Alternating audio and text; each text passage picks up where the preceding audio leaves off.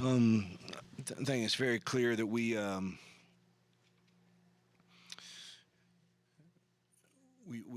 find ways to not win football games, and that's what has to change. And that locker room is good enough football team to play with anyone and to win games. Creating that mentality that believes you're going to, and finding ways to do it, and to do your assignment when it's called on in critical moments, like you did the entire first half, is things that we've got to get corrected if we want to experience the joy of winning these close, tough SEC football games. And that's really the way I see it. We felt great about the preparation, felt great about coming into this game, felt like we were going to win the game.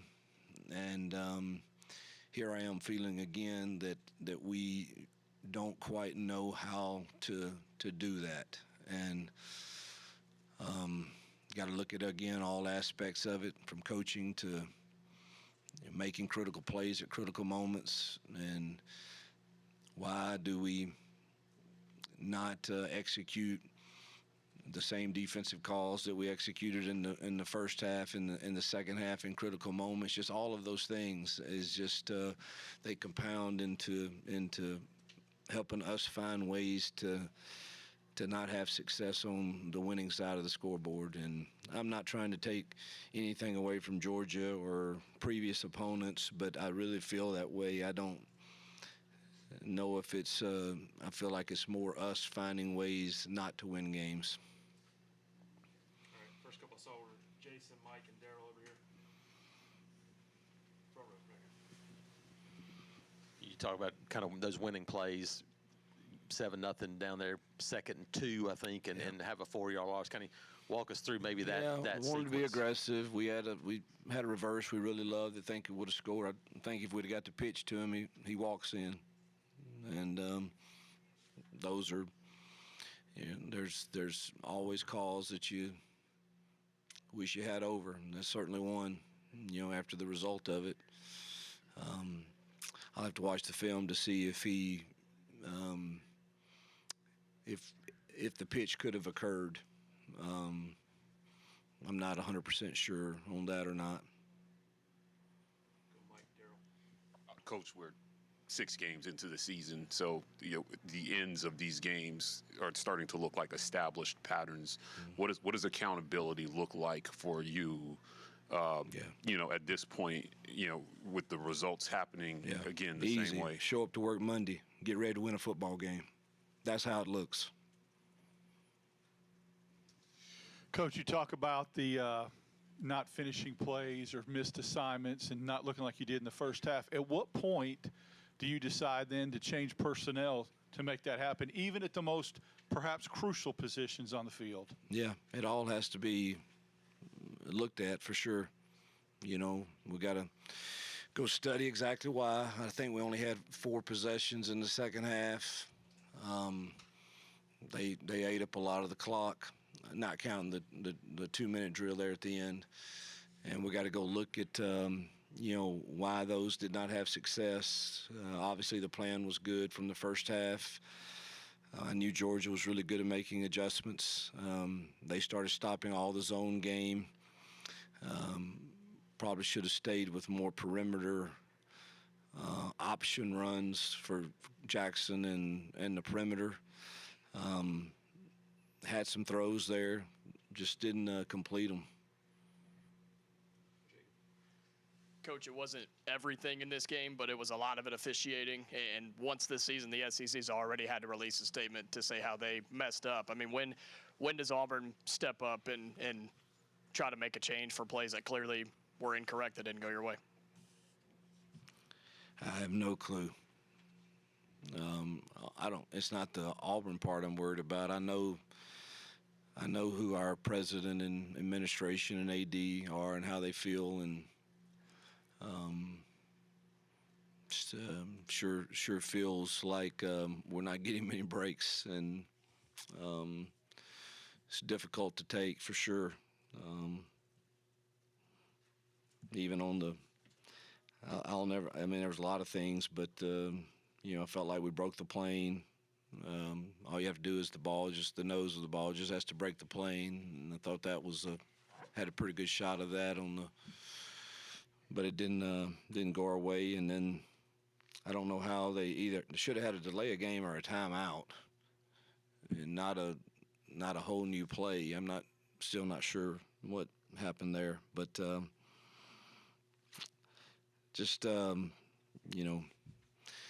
there's a lot of times that I make bad calls and officials do the same, but it certainly feels like we're not getting many of the breaks. Nathan, Brett, and the third across the front here. For Jackson, after that play, after the fumble, did you feel like that was kind of a bit of an emotional swing for you guys on the sideline, or was it not that? Did you feel like that play kind of affected you guys? I really didn't think like it affected us. I think everybody was very positive after that, and obviously it's something that we wanted to get called our way, but I don't think it affected us when the half still up a touchdown, so it didn't affect us emotionally, but it would have been great to have. Coach, I know you said that Georgia made some adjustments going into the second half and through the second half. You guys had probably one of the best halves of offense in the first half in SEC play. What did they do exactly that changed? You guys only had 3 first downs in the second half. Yeah, I stopped a run, and then we had to get popped on an interior pressure on one of the third downs, and then I thought we missed making plays on the others in the passing game. But they did. They started taking away the zone game. They're big and strong, and our angles weren't real good on the zone runs that we hit them with in the first half. Third straight game with double-digit penalties for you guys. Yep. You're not going to agree with every one of those calls, but just the continued flags. How crushing has that been for y'all, especially on offense? Crushing. I just thought you can't have. That's what I mean by we're finding ways not to win games, and I'm certainly not saying that I don't know if I agree with all of them or not. I probably don't, but you got to say that's still way too many, and that is things that will cost you close games, and that's 2 weeks or 3 weeks in a row where we've had way too many penalties. Steve and Rosie, then Johnny in the middle. Coach, I've got 2 if I could. What was the message to the team at halftime, given what happened in that final 2 minutes? And then what did the official tell you in that, what I call phantom timeout, called by Kirby? That the side judge over there, Kirby, told him he was clapping, not calling timeout.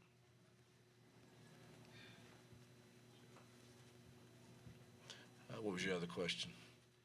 Your halftime message. Let's go win the game. I mean, they hadn't stopped us yet. We really could have easily had 21 points at half, and you're sitting there with 10, and so I felt, and our defense played outstanding. Other than that last drive, where they got 3 points right before the half, which, but really felt like we were still going to win the football game because of the way I thought we had dominated the first half. Just going back to your first half of offense, what are some things that you think you can build upon? I know you got to look at the film, but there was definitely an improvement through this game. Yeah, I thought it looked really efficient, balanced, and we've got to find a way to sustain that for 4 quarters if you're going to win against elite teams that are top 10 in the country. You can't play just 2 halves of it and expect, for the other team, they're not going to quit and they're going to find ways to make plays, and they did do that. And we've got to find a way as coaches and players to figure out a way to, man, it looked really good there, and now we got to find a way to do that for 4 quarters. Johnny, you can go ahead and fire away. I don't know if I can get a mic to you back there. Hugh, after that call goes against you at the end of the first half, did you feel a deflating sense did. from inside the locker room, like you guys weren't going to go out there and Well, I'll say this. I didn't feel it at half. I think I was more pissed off, and everybody was ticked off at half, but the second half didn't feel like it had the same energy. And this was another thing, what I mean by, like, us not really believing you're going to win the football game. And I could be wrong on that, but no, I didn't really feel. I didn't feel any deflation at halftime. I mean, you're ticked off because you know you left points out there that you felt like your kids had gone and earned, but you know, some of the credit goes to Georgia for the second half too. But I don't know. It didn't look like we played with the same physicality and energy maybe. Now losing B. Frazier hurt for sure. He was a big part of our plan, and we're not built at tight end like we don't have a lot of depth there for a guy that can play hand in the dirt and be a threat in the passing game. He couldn't go in the second half. That hurt us some too for sure. But didn't feel like we played with the same physicality. I don't know if that has anything to do with the call going against us or not. One more on this side, and we're done. Oh, and B-Matt, sorry, 2 more on this side. Coach, in the first half, a review goes on a catch or an incomplete pass. They go back and find targeting on Kane Lee with Gunnar Stockton. In the second half, you feel like Auburn was the victim of a targeting penalty with Preston Howard right around the first down marker. What was the conversation on why there was not a review and a drive that ultimately ended in a turnover on downs? Yeah, it cost me a timeout. Said that there wasn't enough contact to the head area. As long as it completes to receiver 13 yards, did you see some opportunities in the second half that you just didn't take advantage of when they stopped the running game to maybe get the ball down the field more? Well, we didn't have enough plays, truthfully. Really we had I think we had Eric open on a deep one, and Jackson had somebody I think it was just a bang deal that that's close to, again, making that play, whether it's us sustaining a protection a half second longer, standing in there and making a throw, or whether it's making that catch, or, those things are just so magnified right now. And, but yeah, we didn't really have enough opportunities with the